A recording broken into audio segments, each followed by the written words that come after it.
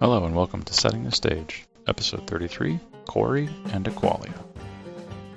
In order for the podcast to continue, I really need more guests to volunteer to be on the show. So if you're interested, or if you know someone who is interested, please go to gocorral.com/STS to learn more about how to apply to be on the show. That's GOCORRAL.com/STS. This episode opens with a discussion of a YouTube video that Corey made, so I've included the link to that in the episode description. Today I'm talking with Corey in his world of Equalia. So hi Corey, how you doing? Hello, how are you? Doing good. So before we get into talking about your world and RPG stuff, let's hear more about who you are outside of the game. I'm really not much outside of the game. I've been pretty obsessed with games, specifically video games, of course, Uh-huh. and stories as far back as I can remember. So to fuse the two of them and have a somewhat professional platform to do it's been pretty much my whole life ever since then. I started just trying to make more Okay, stories, make more art. cool. Do you do like actual like visual art, or do you mean like the sort of like art aspect of D&D in general? Yeah, I mean, I guess the art aspect. I do a lot of graphic design. I make establishing shots as well as all the map screens. Oh, And cool. pretty much whenever a call for art strikes me, I make it. Okay, cool. Yeah, I was gonna ask if because you had that little like graphic video that you sent me. I was gonna ask if that Hmm. was something that you'd made yourself because it, Yep. it looked too specific to be something that you had drawn from somewhere else.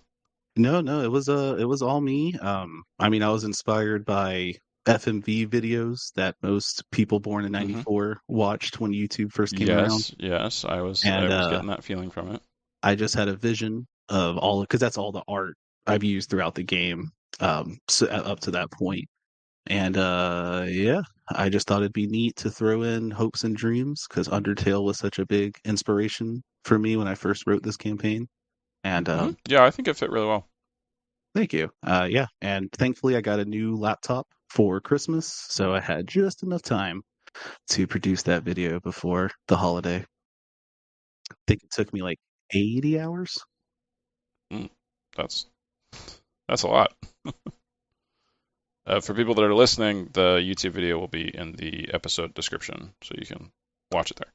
Oh, that's super sweet of you. Yeah, and interestingly enough, it has like I have a couple of other little Tales of the Undead related videos on there, and some of them got like 50 views, even though I only made them for the players. But that one, Right. I think it's like all the way at 176 somehow. So that's pretty neat. Yeah, it's cool. It's a neat little thing to do for your players. I like doing that kind of stuff too. But I don't have the graphic design art skills to make something that looks quite like yours. But yeah, it's really nice. Well, how did you get started playing? Well, I've always been aware of D&D my whole life, although the bridge to enter has always been pretty long. I just never knew anyone, I never knew anything. I just kind of Mhm. knew of it, like how people know Jurassic Park exists, for example. And I started listening to podcasts, specifically Adventure Zone and Drunks with Dragons, now known as Greetings Okay. Adventurers. And it got to a point where it was just like, man, I gotta take part in this. And so I tried to play, had a couple of really bad experiences. But I wasn't daunted, and I just said, you know what, I'll run it. And I've been running games ever since. I think this was 2017. I don't know. Time's kind of become nebulous for me post COVID. Uh-huh. Yeah, no, it's definitely the case for a lot of people. I think the millennial shift also does it, like having such a different year number, even though that feels like it shouldn't have that effect, it kind of does anyways. Yeah, that's true. 2020 is a weird number to wrap my head around. Kind of feels like the 2010s, just like what even was that decade? Just kind of went by. It's just like a blur of pop music when I think about it. Yeah. The transition from like player to DM, was that like an easy transition for you, or Oh, do you have any? yeah, excruciatingly. I mean, the first time I tried to play ever, It was weird. The DM and me were IRL, and then his brother and his brother's girlfriend were connected via Discord. And I just didn't understand. I'm a big video game player, and Hmm. specifically, I remember thinking like Resident Evil 4, the way you can just move Ashley around. If you tell Ashley to get in the bin, she gets in the bin. And we were in Yep. this situation where things were looking sketchy, and my paladin character was worried for the escort. So I was just like, hey, I'm going to pull the escort NPC or whatever out of the room. And dude, one of the other players laid into me like a drunk dad whose last beer I just stole. Like it was surreal how intense that he laid into me. And then the second time I tried, same group of people, I show up at this dude's parents' house, and then they leave to go get Wendy's. I couldn't fit in the car or something, and they stay gone for the next 5 hours. Oh God. Yeah. So it was a very easy transition because I barely played before I started running. Okay. Yeah. I would think just like the half the group being on Discord also. I've done that before and it's not great, Yeah, it was bizarre. even if you get along with the people. Yeah, he said he was drinking that night, but dude, he laid into me something serious. I've thought about it over and over again. Like, did I do something dark? I just tried to take the NPC out of the room. Uh, it doesn't sound like it to me. Yeah, who knows? All right, so you've been DMing for about you said 2017, so Hmm. 6 or 7 years now. Hmm. Yep, Okay. trying to end the same campaign. I wrote it. I started running it with that same group. As you could imagine, drama started breaking out between the brothers, so that kind of Hmm. dissolved. And Yeah. then when I met my wife, I got her and all of her friends into D&D. And we ran that Nice. IRL group for a while, but then they started dating each other, and relationships got in the way of our storytelling. Hmm. So Yeah. kind of just put it on the shelf, and then I learned about start playing, and I shot my shot, and I've amassed a handful of really lovely players ever since. Oh, that's great. So you've had like a consistent group once since you started doing it through Start Playing? Yes, yeah, it was a little rocky for a couple of the groups, but I want to say for like the better part of at least 6 months, if not longer, all of my groups have been very solid. Yeah, that's great. Yeah, usually it feels like it can be hard to find a good group Hmm. just through online means, but I feel like Start Playing tends to sort of lessen the amount of like assholes that you have to play with because of putting any slight monetary barrier to entry means that you're not going to have as many people coming in to troll you. Right, right. So, do you play outside of that, or is that just where you're exclusively playing right now? Like, do you still do like sort of small things with your wife, or? Well, funnily enough, my wife is involved in a few of the games, so she gets a Oh, lot. okay. Oh yeah, she gets the benefits of being married to the DM. They're all free for her, of course. And yeah, I mean, I wouldn't mind doing a game. The issue is like writing and producing 5 games. Kind of kicks the kicks the wind out of you for doing it outside of quote unquote office hours because it's like Oh, wow. it's all I do. Yeah, I didn't realize you were doing five. That's a lot. I think so. Hang on, I got Monday Tales. I may have another Monday game starting. Fingers crossed. I have my Wednesday game, Thursday game, Friday game, and then I have a horror game I run. So I think that's around 5. Yeah, sounds like five. Okay. Wow, that's intense. Are you playing with people just in the U.S. or do you got any groups that are sort of outside of that? Man, I'm gonna feel awful. I don't have a whole group outside of the US, but I do have one Wednesday player. And apologies if Mordaunt listens to this and I get his country wrong. I want to say he's from Finland.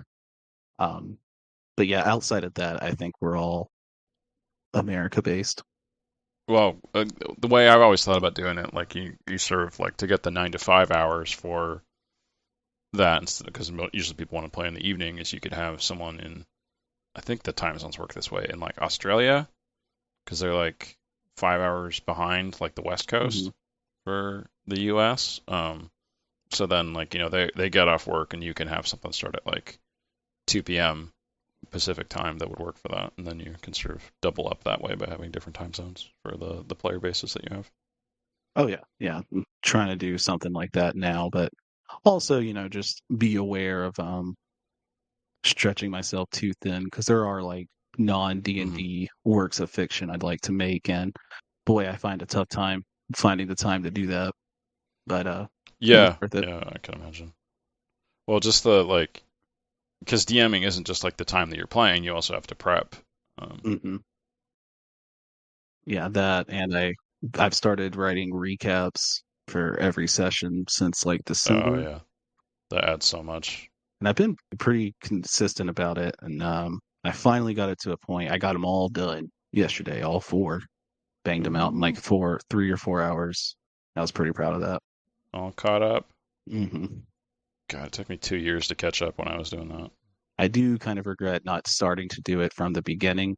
That way, because right now I'm trying to like write up the first third of the game I haven't been writing consistent recaps for, and write it in a way where it's homogenous. Because like the recaps are more specific to each group, of course, but like this document, Tales of the Summary, I call it. Uh, Mm. I'm trying to write it in a Nice. way where you can just, read it and plug yourself in, like, oh yeah, and not have to account for or try to remember every single thing the players did, because I think my brain would explode. I think I was able to do that mostly when I was remembering the older sessions for the session summaries, but I just couldn't do it for dialogue. Hmm.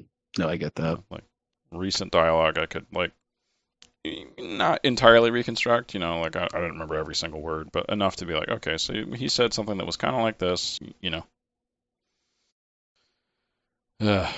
I guess another question about that, like, so for the playing with different groups, do you use the same adventures for different groups? Do you like recycle material that way, or do you try and come up with something that like fits that group entirely fresh out of your mind? Definitely lots of recycled material, kind of like the same scenarios. I Hmm. liken it to another big inspiration of mine, Dark Souls, where it's the same game, but how you go through it is kind of up to you. And yeah, and there will be little changes here and there. For like instance, Friday will have characters that maybe won't appear in the other games just because I don't have a good fit for them and I kind of came up with them on the spot, or vice versa. Um, yeah, I usually just, have like a scenario in mind, and then based off what the players do, I'm more than willing to bend and flex it, even if it's like completely different than how it looked for my Friday game, for instance. Okay. 'Cause at the end of the day, it's their story as much as it is mine. Hmm. Yeah, definitely. But yeah, same hook, same setup. Same main quest. The fortunate thing about Tales of the Undead is a lot of it really did write itself back in 2017, whatever. And while I don't like know exactly what the ending looks like, I know where things are headed. So even if the players want to like, shenanigans around for a couple sessions, it's like whatever. Because at the end of the day, I know the two bells of awakening they need to ring, Okay. to liken it to Dark Souls again. Yeah. So like your larger conception of it has stayed pretty consistent. Oh yeah, no, they're even if they're completely unaware of how locked and loaded the main Yeah. plot is going to go. I feel like when I've done that, like this, it's sort of like I'll lay out this string and I know kind of like points on the string where I know it's going to go, but then my players kind of stretch the string in between those points in ways that I don't expect. Is that Hmm. kind of what, like that analogy, feel like what's happening to you with your story as well? Um, Sometimes, I mean, it's kind of like breaking up into arcs, if you will, that all build Hmm. into a larger thing. So it's like if they go down a different path or approach a certain arc a different way, it's not gonna, it might have little ramifications and maybe a big consequence or two if it's something major. But as far as like the plans, I don't want to say out loud because they are huge spoilers. Yeah, I mean, Okay. Yeah. yeah, Yeah. There's they're always limits on what people want to share in the podcast. yeah, their fate's sealed, whether they know it or not. And I think they're cool with it because I've always been very open about how this is a story at the end of the day, and all stories have twists and endings, and Mhm. yeah. Now that said, if they really zag on me somehow, I'll totally respect it. I won't BS them to the full extent of that a DM can. But nah, oh no, they have no idea what's coming. I can't wait because I've been waiting to pull the trigger on it since I first wrote it. I've never gotten the Uh, chance. I know one of these days. One of these days. yeah, it is a good feeling when you finally get to have that reveal as a DM for like the little secret stuff that's been happening behind the scenes for players, and then you get that sort of Oh, I can't wait. reaction from them. Yeah, I have to build up trust for over a year and some change to make it work, but it'll be worth it. Yeah. Well, yeah, let's get into your campaign. I think your campaign story does sound really interesting, but I do want to start off with like the physical world description. Um, so can we start there with like what is Equalia? What's it like physically? Physically, it's a lot of grasslands for sure. It has a couple of biomes. It's a very magical nation. It's pertinent to the plot that Equalia is more magical than most countries. Like there is a natural fountain of magic that occurs there, so it Okay. attracts a lot of different races and people. And the lore behind the whole nation is that it was pretty much a place left for beast dragons mostly, and then a group of humans known as the Melekais settled there and began to slay dragons and became kings. But as most humans are wont to do, they were pretty bad kings, pretty bad to other races, and yeah, Hmm. so they got deposed and taken care of um, like 20 years before our campaign starts. So that's kind of the Equalia the players find themselves in, as one that's trying to, be more open and mend a lot of broken fences by the current human king, King Sekai. And yeah, a lot of it revolves around another conflict that's coming up, but physically, sorry, I'm waffling a lot. Um, That's all right. but yeah, no, there's a handful of little biomes there. There's like a spooky woods that got attacked by a lightning dragon several centuries ago, and it's like trapped in a perpetual snowfall. As a result, there's a mountain, a volcano with a city inside of it. And then Okay. where most of my players are on Half Beach now, kind of a icy beach, but a lot of the ice has been taken for the capitalist. Admiral Never Drowned has built his resort. When he needs like ice for his drinks or something? No, no, no. The resort is made out of ice. Oh, okay. I see. Hmm. Like in that same spot. Okay. I was thinking like, taking ice to sell it for refrigeration and that kind of stuff. You said the king is named Sekai. Is there like a sort of Japanese feel for the? I think that's how you had it spelled, also. Yeah, I think it's spelled Sekai, and Yeah. maybe she was my homage because, like I said, Dark Souls, of course, a Japanese video game, inspired a lot of this campaign. Um, Honestly, when I name my NPCs, unless I'm making like something specific, I just roll it off the tongue. I put barely any thought to a character's Okay. name. Gotcha. Yeah. I couldn't even tell you if it was, but she does use a katana, so maybe there was Oh, some okay. sort of Japanese influence there. Gotcha. All right. So her title is king, but it's a woman. Is that what you're saying here? Yeah, it is. One of my players asked me about that, and I think that's a reference. I'm going into past Corey's mind, because she's just been King Sakai so long, I don't even really question it. But I think I did that as a reference to Fables. One of Snow White's daughters becomes king of the North, and there's never even a question about her being queen. I think it is brought up, and one of the people say, "Well, it doesn't matter if she's a lady; she's a king of the North. That's what the title is." So I just kind of Okay. wanted to give a little reference to Fables that way because I love that comic book. Yeah. I kind of get the idea, like, because there's one of the things that people do is that like if it's a queen that's a ruler and not the king who's the like primary ruler, then instead of to make it clear that her husband isn't like the king. Sometimes it's referred to as like the queen's consort, so that you know that like Hmm. she's the higher one. So I mean, just saying king as the title kind of gets rid of that confusion. Yeah, and that's another reason why she's always been king. She's currently in between husbands. There's not a manly consort of Equalia right Oh, now. gotcha. So the world, I mean, most D&D worlds end up seeing sort of like vaguely European in nature. Would you say that that's kind of what it's like physically for Equalia? Yeah, probably. Like I said, there's a lot of grasslands the party travels through. Hmm. Equalia itself, I mean, there's a lot of magical biomes. I also put in a recently built train to kind of cut down on travel time because when I first started Okay. DMing, I had no interest in like the Lord of the Rings walking here to there aspect, which I've come Hmm.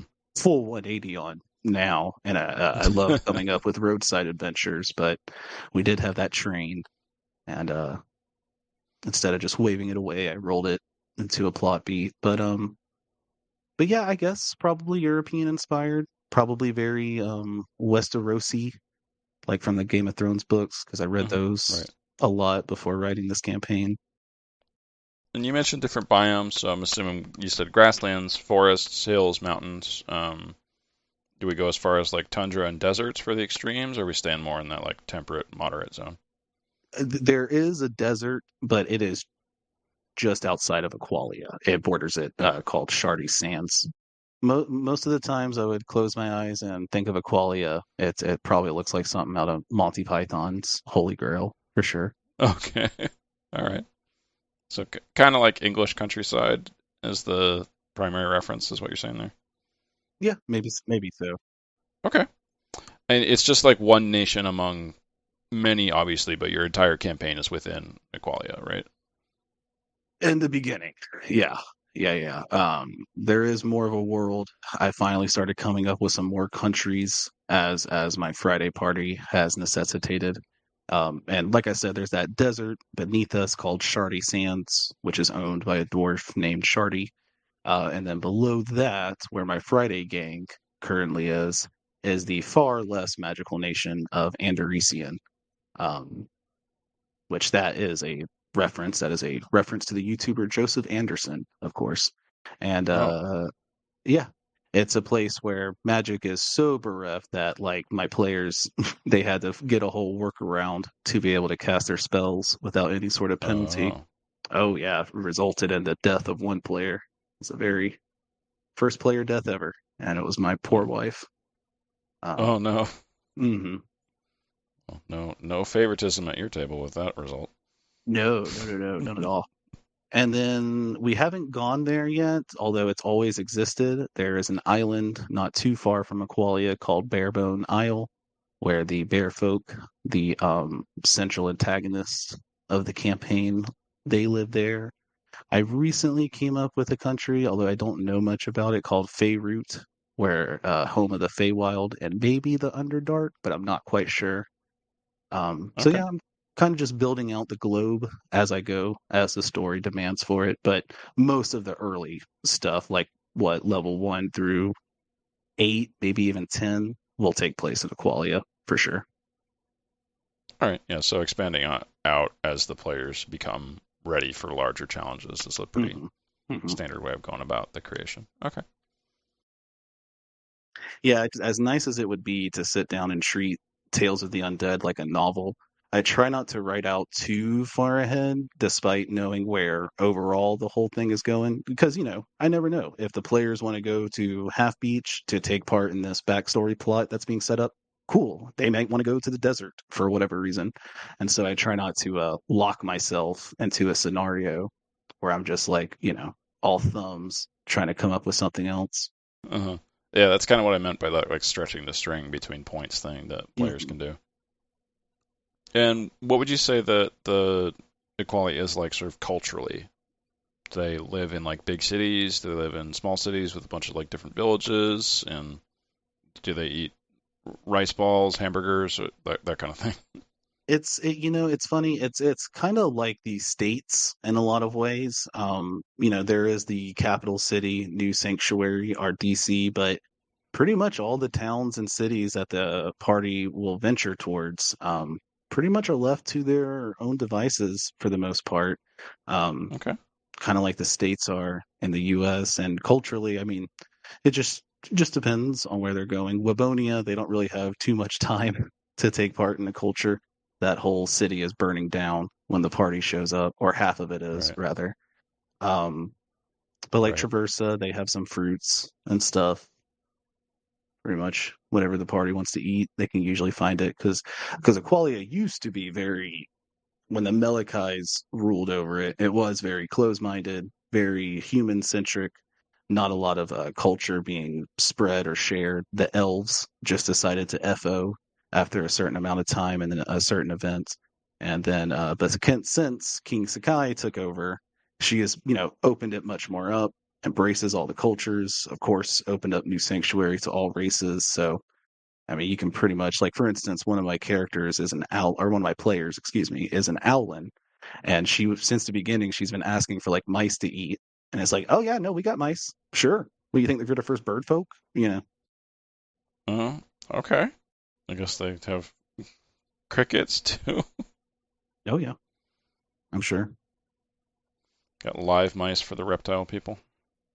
Yeah, and then but now my Friday party down south in Anderesian, bit more close-minded in the high elf city. Not a lot of high elves care for them, and my Hmm. tiefling character, she faced some racism. Poor thing. Oh. Which is funny for me. I'm so bad at being a racist. It was like hard for me to be a racist towards her. But hey, the high elf was a racist. That's what it called for. Yeah, I had some cases like that in my campaign where I did some initial stuff and then I just sort of said, yeah, people treat you this way. Just expect that this is what happens whenever you go to some other place like this, and I don't want to do it anymore. Hmm. I get that. So yeah, the different races, like so humans come in and are sort of really rude to everyone until recently, and create sort of a secondary class of citizens for anyone that's non-human. Is that kind of the basic idea? Yeah, I mean, pretty much. Because no one really disputed the Melikai rule because they were dragon slayers. But of course, as time went on, they became less and less powerful. And then King Sekai herself, I'm not quite sure where she's from yet. Maybe Anderesian, maybe Faerut. She's definitely foreign to Equalia. I know that. And yeah, she was just tired of how humans were regarded amongst the world because of these, douchey kings up in Equalia. And so Hmm. she did something about it, All right, good for her. right? So is that pretty much the same sort of standard way races are presented in the D&D player's handbook? Like elves live in forests and are very magical and kind of art based, and dwarves live in the mountains and have their beer and their forge, like that kind of thing for how the races are presented, or there's any sort of subversion of those tropes within your campaign? It's a good question. Wood elves? That's the thing with elves. You don't see too many elves in Equalia. I always make it a Hmm. point that it's just culturally known that most elves have FO'd back during the Melikai times. But high elves, they're into banking for sure. They're all about some investment banking down south in Anderesian. Wood elves are pretty much hippies with the Lana tree, but they're going through some pretty drastic measures to keep their hippie lifestyle going right now in my Friday game. Okay. Dwarves, dwarves, I kind of slacked on dwarves, admittedly. I have a little dwarven mountain that didn't exist before because one of my players was a dwarf and she wanted to be from Equalia, so I made up a place for her. Um, but I haven't really had a good reason for the party to go there yet. And you'll see dwarves, you'll see all races besides elves and Equalia kind of scattered about. And even then, you'll spot an elf or two back home at the guild. But dwarves, yeah, they're definitely doing their Makaham thing like in Witcher. They got a forge. The Melechais left them alone because you would never mess with the weapon makers. Um, trying to think of the other races. Tieflings, I've just started to kind of figure out. Um, the new character my wife is playing in the Friday game, she's a blue skinned tiefling, Uh-huh. and there's a lot of red skinned tieflings in Anderesian. So, kind of having I'm thinking the red skins came up from hell, and then the blue skins are like from Underdark. Kind of make a little cultural difference between the two. Okay. Trying to think of any others.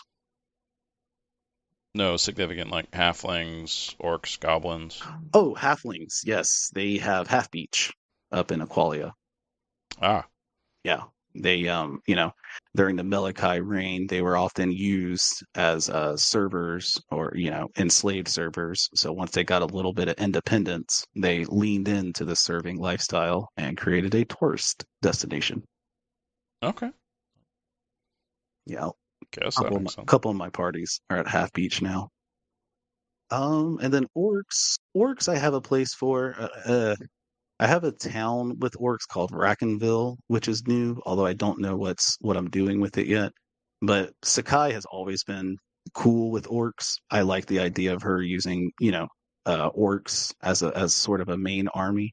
And actually one of the first, I think it's the first royal character the party meets is a half orc princess named Valyrian, and she's Oh, probably okay. one of my favorite NPCs ever. Yeah, you wrote a lot about her in the survey. I think we'll get to that in a little bit. For the elves, you said that they left. Where'd they go? You want to hear about that story? Down south to Anderesian. Okay. You said there was like some sort of event when they left. Yeah. I'm trying to think if I need to be vague about it because if they ever rolled a history check or asked, I would have told them. It just hasn't come up yet. But yeah, the High Elves used to have a civilization, a city called Adamira up in Equalia, and then it was destroyed by a dragon. Wink. And since then, they moved on. They did not believe that it was a dragon attack. They believed the Milikais were behind it somehow, some way.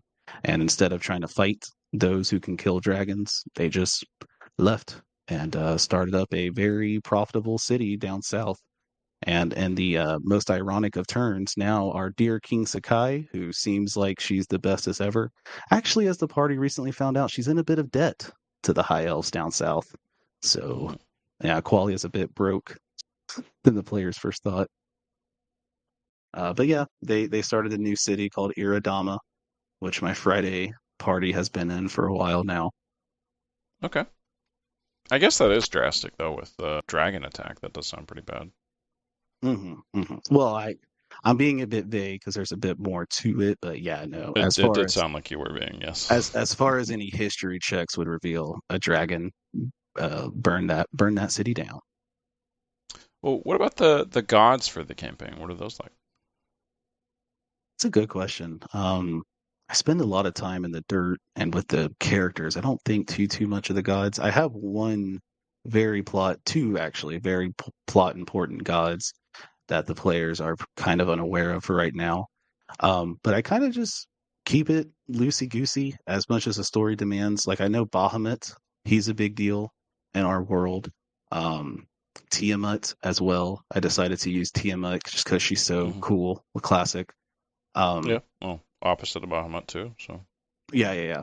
Well, poor Bahamut. I only chose him because when I first that paladin player or character I made in the very beginning, he was Bahamut was his god because that's the only thing I connected it to from Final Fantasy because Bahamut was always Oh my favorite yes, summon in those games. yes. Of course he is. He's the best one. Yeah, especially in 10 when he has his arms crossed. He's so sick. Um, but yeah, most of my gods are actually references to musicians. A lot of them. I'm also very open where if a player, like a more religious player, wants to involve a god or something, it's like sure. Um, Hmm. try not to keep it too close-minded on gods. I kind of leave it up to the player's discretion or whenever the story demands it. Okay. Um. So do you bring them in a cultural way? Is that assumed, or is it more of a trending towards more of an agnostic culture in how they worship gods? Most of Equalia is pretty agnostic. I'm learning. You have a couple of religious portions, a couple religious peoples, but not really too much. Most of them are humanist, for lack of a better term, creaturist, I guess. Yeah, and agnostic might not be the best word for a place that has divine magic as well. I was just trying to Yeah, come up yeah. with a yeah. But as Friday is learning, Iridama is a bit more religious than they were probably expecting. There's a real big Church of Orn, the owl god influence there, Hmm. as well as some other gods. And yeah, I'm starting to set up gods a bit more in the Friday game because they might become pertinent pretty soon. But yeah, TLDR, I keep the gods pretty flexible based on what the Okay. player wants. Yeah, that works. If you're not trying to use them as some sort of set piece in the campaign, then yeah, that keeping them open for whoever wants what. I have a couple set piece gods, but or plot pertinent gods, I should say. But other than that, yeah, it's pretty much just open to the whims of storytelling and player desires. Well, yeah, let's get into your campaign then. You had a pretty neat start with the players starting off as dead. Yep. Um, yeah, it was a lot of it was influenced by Dark Souls. There's many things about that game that I treasure, but one of the most was how they contextualized death within the narrative. Granted, Dark Hmm. Souls doesn't do much with it; it's kind of just there as a plot device. But I just really thought it was super cool, and so it just kind of inspired this idea to make that line from Scary Movie 3 a reality. How do you wake up dead? And it started off exactly how you'd expect. They wake up dead. They're told by a necromancer, a dark elf necromancer, that they're in his thrall now, and they have to do this and that. And the butler was going to try to beseech them to find the three MacGuffins to earn their freedom or break the thrall or whatever. And I was Hmm. about to go with it, and then I'm rereading my notes, and it's just like it's just so boring. It's just so been there, done that. And it kind of hit me like, well, what if the necromancer wasn't a bad guy? What if his business, for lack of a better word, was legal? And everything just kind of spun out from there. So Yeah, I yeah, the was going to party. ask you about like how your stance on necromancy was in the campaign, both sort of on a metaphysical and a moral level. Well, so the Dark Elves necromancy is a bit weird compared to a traditional necromancer because it is a plot point that the party comes back completely whole. Like, besides any scars they may have incurred before the cameras were on them, they are back to normal. And they quickly learn from Lord Zeken, the Dark Elf's name, that they are not under his thrall. They are more than free to leave. He brought them back to life pro bono. All he asks is that if they decide to work for his guild for a year to assess they're not a threat to the realms and whatnot, he'll restore the rest of their natural lifespan. Otherwise, a year from now, their heart will simply stop, and that's kind of the hook of the whole campaign. I'm always prepared for my characters to tell Zekken to screw, but they never do, which I find Uh, interesting. I think part of that is like, okay, this is the plot hook, and if I don't do this, then my character is just dead or leaves, and I have to make a different one that is with the party because that's where the party is. Well, it's funny, not to toot my own horn, but I realize later that the hook works either way. Because, like, okay, they tell Zekken to screw, they want to go out into the world. Well, obviously, they have a new main quest. Instead of working with the guild, it's to find a way to get their years back, you know? Right. I wonder if the solution there might just be like earn enough money for a resurrection or something. I'm thinking it has something to do with Dragon Hearts. I couldn't tell you why. I've never gone too deep, but when I've thought about it, it's like maybe they got to eat a dragon's heart. Okay, well, that's So, something pretty to that hard to get. effect. However many Yeah, they right, need, 4 or 5. right. But no, they've all taken up Lord Zeken on his deal. They go off on the adventures. They get paid, of course. They also have a new Chest of Chance program where they get a magic item at the end of all of these quote unquote adventures. So it's really that Chest of Chance, I think, that sells them on it. I was thinking it'd be funny if he was just lying to them and they're not actually dead. Oh, no. No, they definitely died. Is there like a consistent way that they died that he sort of takes advantage of for this thing, or? So that's the next interesting part. Because I it became a huge wall I was against for the longest time of how my players died because I did not have that question answered when I started the Uh, campaign. Um, huge wall. And I kind of just ignored it, coming up with more stuff until it became pertinent. And then I realized it doesn't really matter how they died. Zeken did not kill them. And the way it works is to build up, mystery and a little suspense. And it's for a plot relevant reason, but much later in the future, they simply can't remember their death. They remember their backstory. If they want to be more amnesiac, I give them that freedom to do so, but they remember their backstory. They maybe even remember what they did the last day they can recall. But like that moment of death, you got stabbed, poisoned, whatever, you simply can't summon that memory. But then when you meet the other NPCs of the castle, other people who have been brought back by Lord Zeken, they can remember. They remember their death in excruciating detail, as that they sometimes will regale for the party. So I think most of my parties don't believe Zeken had anything to do with their death, which they would be correct. is that memory that the NPCs have something that comes after their full lifespan is restored, or are they still in that like 1 year period? It depends. No, oh, I see what you're saying. No, the second you're brought back, like pretend you're an NPC and not a player character. Once you wake up Right. on the stone slabs in the basement of Castle Volition, you remembered that last moment of death for sure. Okay. So they are more unique in not remembering it for the PCs. Correct. Okay. Yeah. And it became like a neat way to make the player characters special from the NPC guild members. They don't remember their deaths. That's why the camera's on you. Yeah. I guess another question I have is, did they all die around the same time for the PCs since they're different? They probably died around the same time, although in separate places. The players don't know each other until waking up in the basement together. But as I've recently discovered, which is not a spoiler for any player listening, although why is I can't say that unfortunately.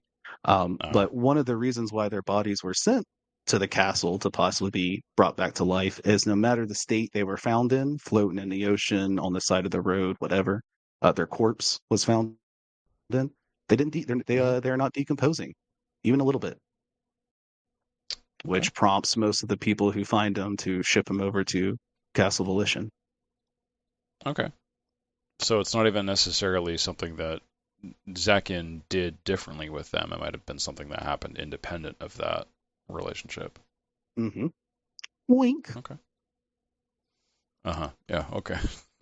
Yeah, because Zekin, when they meet him for the first time, Zekin's all like, "Great, y'all decided to stay on as initiates, awesome!" And they're like, "What the heck are you talking about, man?" So he looks like and makes a comment about how this hasn't happened for some time. So on the surface, it looks like it's Zekin's fault, and who knows, it might be. But yeah, there is a reason why they can't recall their moment of death, and it's directly tied with why their bodies didn't decompose. Okay. I was thinking another reference for this like being dead thing besides Dark Souls is I don't know if you read it, but the KODT, like there's a sort of Tomb of Horrors reference in it. Mhm. Do you know that one? No, I don't think I've ever heard of it. Okay. All right. Well, the idea is that like it's a Tomb of Horrors, it's like this adventure that kills people all the time. Um, Mhm. and in the comic KODT, like they sign up for it and like they go in and they die really soon in the adventure, and then it's revealed that everyone dies in the adventure, and the adventure actually takes place while you're dead as like a soul trying to get back to your body within the dungeon. Oh, that's pretty neat. Yeah. Yeah, no, they're Yeah. they're back to life for sure. Yeah. Not just souls, the whole thing. No, oh yeah, whole kit and caboodle. Their souls were free and willing. Right. Well, maybe. Um, so the backstory for the characters, have they like talked about it with each other to see if there's any sort of commonality between it for them to try and separate that out?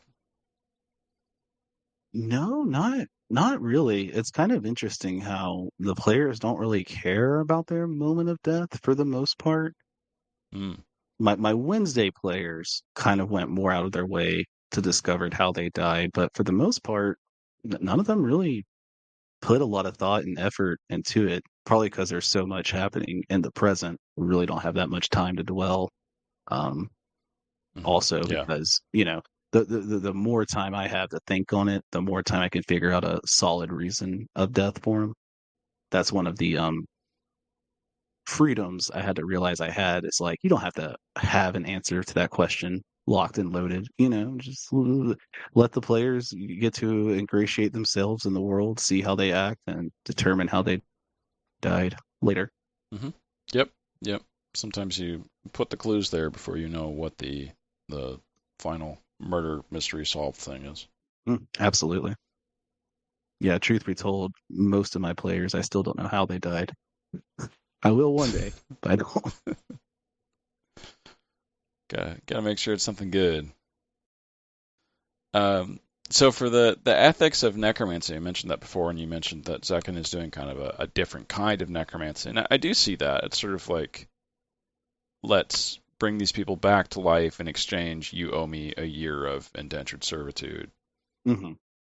or you can just get a year of life and then you die, and it's still a better deal for you than being dead. So there's an Right. exchange there that makes sense. What about other kinds of necromancy? Right. Yeah, other kinds of necromancy, like what you would see in Diablo or something, would probably be frowned upon for sure. Okay. Actually, there's a little subplot I have involving more traditional necromancy, but it doesn't look like my Friday party is going to jump on it, which is totally cool. But yeah, I have recently thought about what other necromantics look like in this world, and yeah, they're probably all frowned upon. It also helps Zeken and his Castle Volition that a lot of the adventures he does is for the crown, for the government directly. Okay. Hmm. Well, I did have a further expansion on that. So, like, necromancy within D&D sort of is automatically evil. Like, the spells have an evil descriptor. They use, like, Hmm. negative energy, which is, like, evil energy. So it just sort of is evil by its very nature. Um, but I feel like some people have this, like, conception of it as more of a possibly like a kind of consent issue, like sort of organ donation, kind of like a body donation for necromancy. So, where do you feel like the ethics of it stand within Equalia for that from that perspective? Well, the funny part about the consent issue is a lot of this campaign is happy accidents. I'm fond of telling my players you could rename it Tales of Happy Accidents and it works just as well. Mm-hmm. Because when I first wrote like the very first session, I didn't really know what I was doing vis-a-vis pacing. And it's like you got to have combat inevitably, right? Can't just have a whole opening session of talking. At least I thought I couldn't, but regardless. And so once the parties are armed with their own equipment, they're being led by the head butler Rowe, a faceless mannequin in a two-piece blue suit. And then they take a lift, and Roe turns towards them and admonishes what boons they would be for the party. And I think his line is, "I hope you decide to stay with us." And then he teleports away, and the lift falls, and the party fights some skeletons. And I've kind of worked backwards and making this make sense because it's like most people, not the players, remember that they died. And so, should they choose to go back to death, the skeletons will take them out, and as my players learn, if they take any hits, the wounds they sustain don't actually hurt. It's just kind of like a slight itching to your body communicating that you took some sort of damage, but nothing that would be horribly painful. And yeah, and then the skeletons are supportive when you beat them up because you're fighting for life. So there is a little consent check there. I've kind of made work um, Mm-hmm. for the most part. But yeah. So I meant kind of outside of Zeken, because Zeken feels like there is a give and take within it, and you're free to say no and leave even within that deal. So I meant more for like how is it perceived for Joe Necromancer on the street who raises like his grandma as a zombie. Oh, I mean, it's probably not great for that poor husk of a body. I would imagine if you're using because I'll fudge it every now and then, but I usually try to stick to the script of how spells are written. And if Mm, there's like an evil connotation, or say I had a necromancer player who's raising up skeletons or whatever, it would probably be frowned upon if he's just walking through town with his skeletons or something with like horrible sagging flesh or something like that. mm, okay. All right, so the actual like campaign. So Zeken hires them and is working for the government. So I guess sort of King Sekai is also sort of indirectly commanding them. And is there like a central plot for where you're going with the adventure? I mean, it sounds like there is for you that you feel like you can share in this podcast. Yeah, for sure. There is a solid through line, because their first adventure outside the castle is to the small mining town of Traversa, where they are informed some goblins are causing havoc in the mines. But both Lord Zeken and anyone who rolls a decent history check would know this sounds kind of weird. Goblins are usually pretty chill up in Equalia, so something seems a bit fishy about that. And then Mm, along the way, one of my newer, it's been running it for almost half a year now. Uh, roadside adventures, is where they go to a goblin wedding. And sure enough, at least between the red-skinned and blue-skinned strawberry and blueberry goblins of the farmlands, goblins seem pretty chill. So something might be weirder might be going on here. And then when they make it into the mines, not only do they see that a lot of these goblins are collared by the necks with what look like slave collars, they have little red lights flashing on the front of them, but they mm. learn that the ringleader of this whole thing is a bearfolk from Barebone Isle, which is exactly what it sounds like, an anthropomorphic barbarian bear.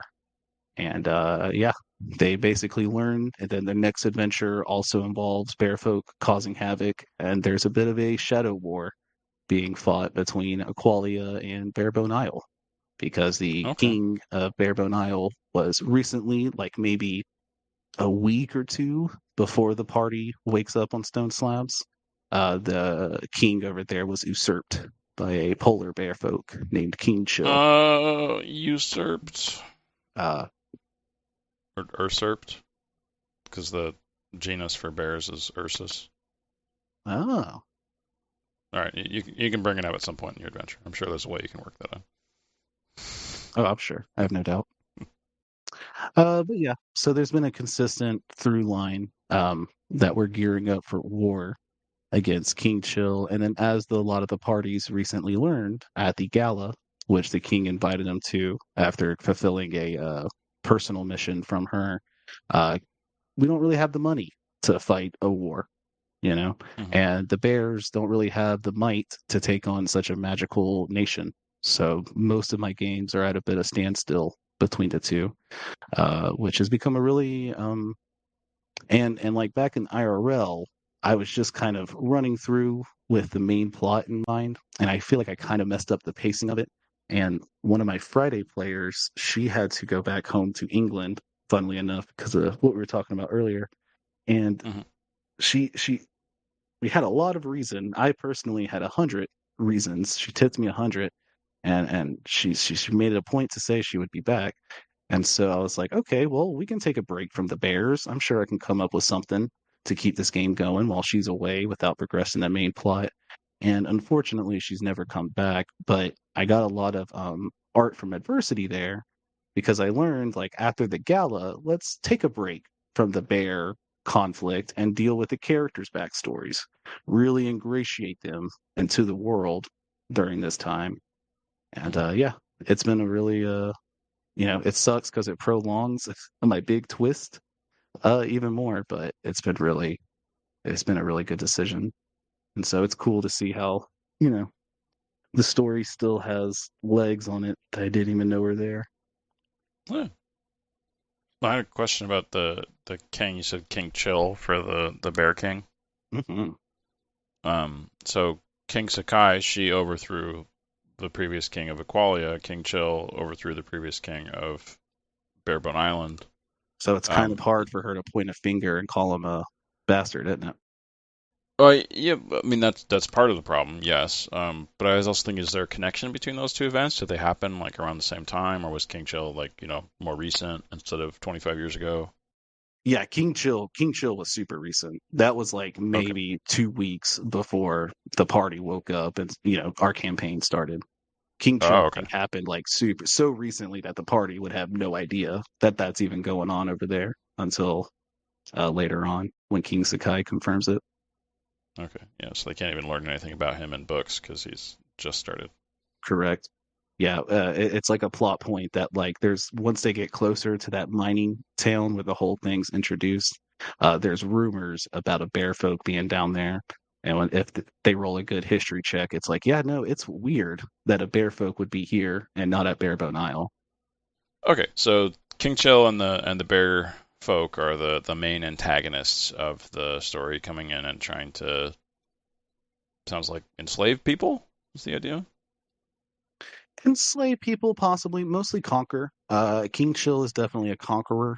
Speaking of real life allegories, I base a lot of King Chill's mindset off of like a Roman's mindset. Okay. Yeah, he is definitely one there's probably a bit of personal reasons there. I kind of set up that he and Sakai may have had a relationship in a past life. But yeah, I in my mind he's just it's like, okay, I conquered Barebone Isle, great. What's next? Equalia, obviously. Gotta have that manifest destiny. Right.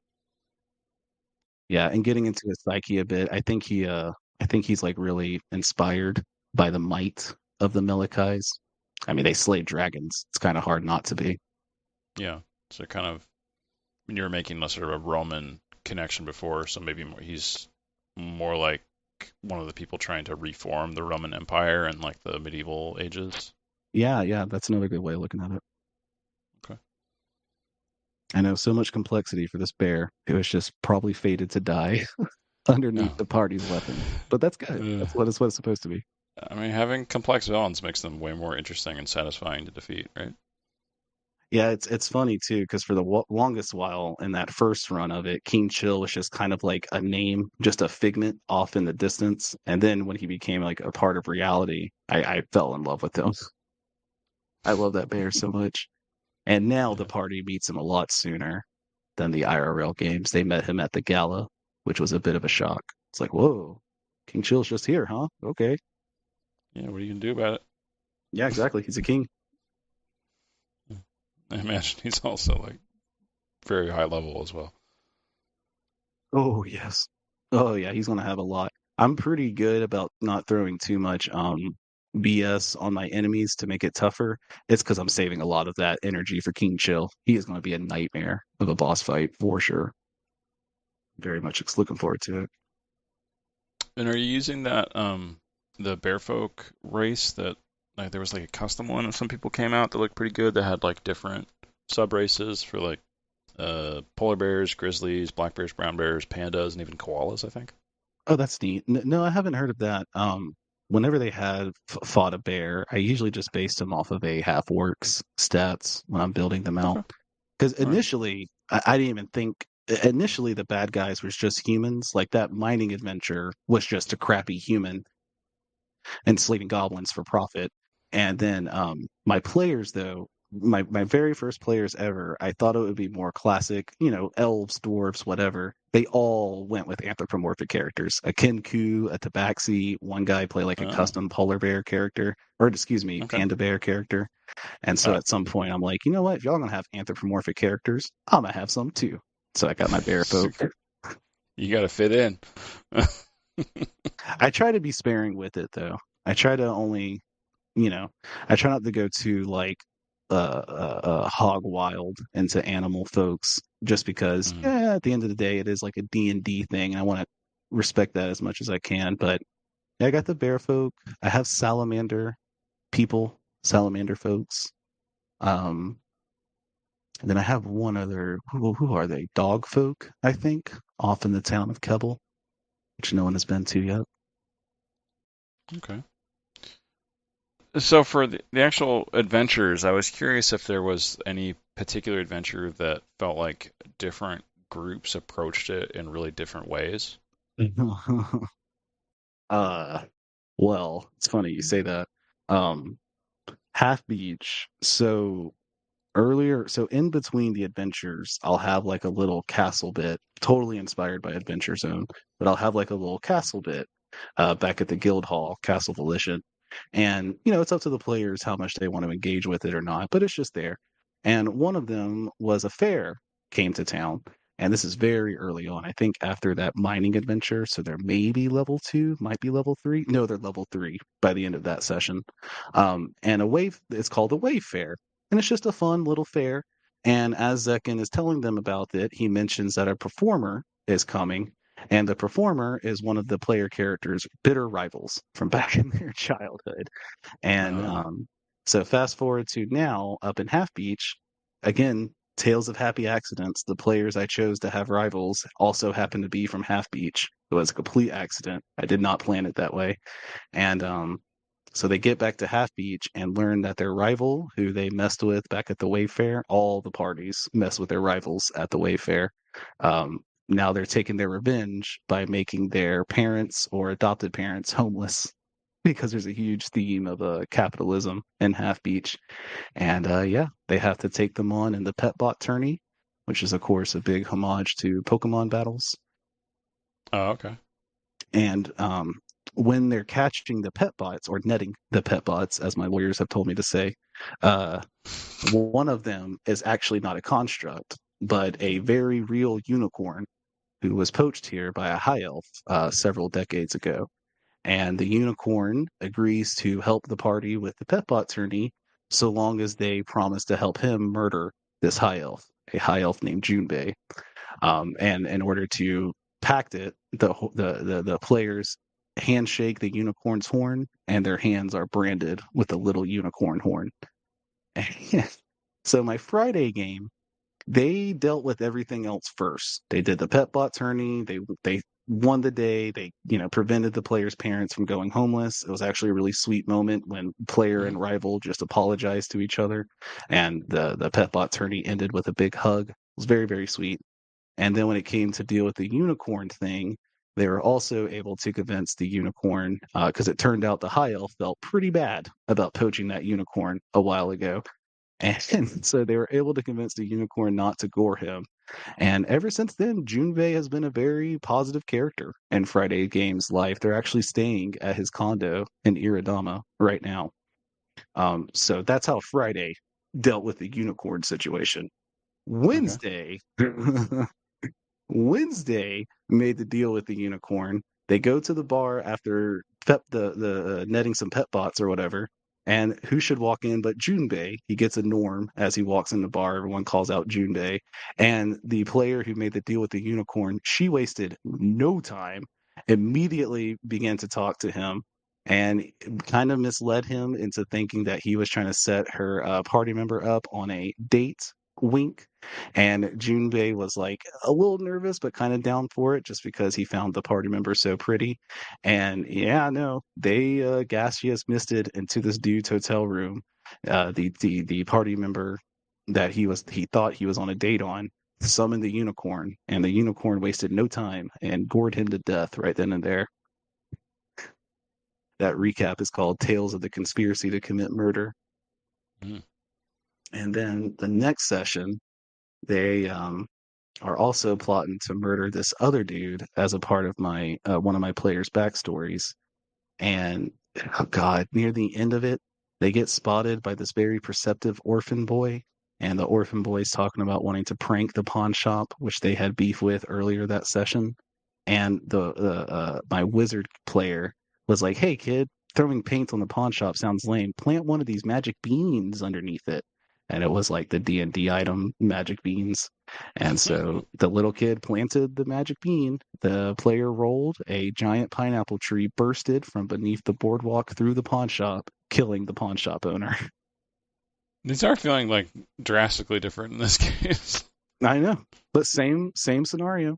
You show up, you meet your childhood home. In Wednesday's case, it was a ship. Talir's an orphan, and she spent a lot of time on the ship SS Hathaway. And things are looking grim, unpaid loans, things are broke, and then the rival kicks the door in and announces that they're buying their childhood home.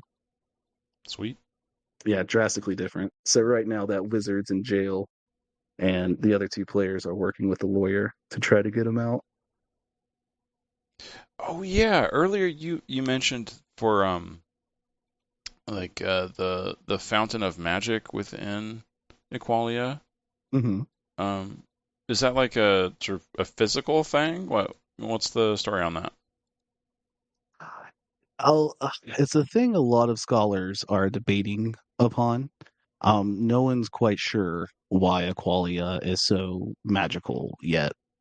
It's not like a physical thing. Like you don't go to a place, but there is a lot of raw magic that can be extracted from Equalia. Specifically, I think like lava, like the twist in the volcano is it's not lava, it's fire giant's blood, and they're using that raw magic they can distill from it to keep the city itself safe from the lava below. Um, don't know why I wanted a web city in a volcano so bad back in 2017, but I stuck with it. And yeah, no, it's kind of just like a weird nexus. People are still trying to figure out what the hell makes Aqualia so magical. It'll probably come up later in life. Right now, Okay. it's just kind of like, again, a lot of Aqualia is kind of just like America, where it's just sort of seen as this promised land. And, like when settlers got here and learned that the soil is pretty fertile, people came to Aqualia and learned, oh man, look at that. I can just cast a cantrip. It doesn't take 5 to 10 seconds like it does in Andorisian. You should have heard how horrified my players were when I told them there was a 5 second delay to their cantrips in Andorisian. So Uh-huh. funny. So like you cast it and then it goes out on like the next round. Pretty much, yeah. Well, thankfully we didn't get to combat yet. I think in combat, like say you casted a firebolt, I wouldn't have penalized your cantrip. Mechanically, the way it worked is if you tried to cast a spell higher than level 2, you'd have to roll something in order Mm. to get it The out. normal impeded magic kind of thing. Hmm. But yeah, and then like I said, trying to circumvent that hindrance led to one of the players dying, which is hilarious because the player who died was a barbarian. She didn't even Oh. need the magic bracers. Uh, Cool. yeah, yeah. Is there anything else you wanted to talk about? Um, I mean, not too much. That's the thing. It's like I'm so good at, or not so good. I don't mean to sound pretentious, but like I'm decent at coming up with a story and really like putting myself into thinking about it. But when it comes to talking about it, I'm always just so all over the place. And, one day when I finally end it, or we finally end it, I should say, um, I can just talk about it, the whole thing, without being in fear of letting go of these spoilers I've kept in my pocket for so, so long now. Right. Yeah.